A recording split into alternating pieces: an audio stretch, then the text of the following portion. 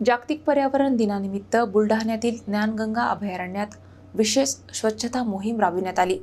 वन्यजीव सोयरे ग्रुप आणि वन विभागाच्या संयुक्त प्रयत्नातून जंगल परिसरातील प्लास्टिक व काचेचा कचरा हटविण्यात आला। जागतिक पर्यावरण दिनाचे औचित्य साधत बुलढाण्यातील ज्ञानगंगा अभयारण्यात वन्यजीव सोयरे ग्रुपच्या वतीने स्वच्छता मोहीम राबविण्यात आली।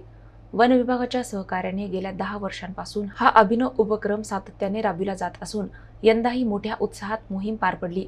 पहाटेपासूनच सुरू झालेल्या या मोहिमेदरम्यान अभयारण्य परिसरातील रस्त्यांच्या दुतर्फा पडलेल्या प्लास्टिक आणि काचेच्या बाटल्या गोळा करण्यात आल्या। यावर्षी तब्बल 22 पोती काचेच्या बाटल्या आणि प्लास्टिक कचरा संकलित करण्यात आला।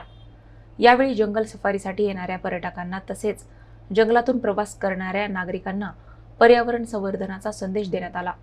वन्य प्राण्यांना इजा होईल असे कोणतेही कृत्य करू नये, तसेच जंगल परिसरात प्लास्टिक, काचेच्या बाटल्या आणि इतर टाकाऊ साहित्य फेकू नये असे आवाहन करण्यात आले। विशेष म्हणजे गेल्या 10 वर्षात या उपक्रमातून तब्बल 261 पोती काचेच्या बाटल्या, प्लास्टिक आणि इतर कचरा संकलित करण्यात आला आहे।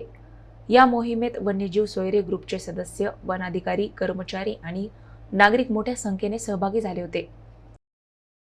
आपण आपले मानव म्हणून जे आपलं कर्तव्य आहे ते पार पाडून आपण कोणत्याही प्रकारचा कचरा अशा मार्गाने फेकू नये, तो कचरा कुंडीतच टाकावा आणि वन्य प्राण्यांना त्यांच्या अधिकारामध्ये स्वेच्छेने आणि सुखाने जगू द्यावे ही नम्र विनंती।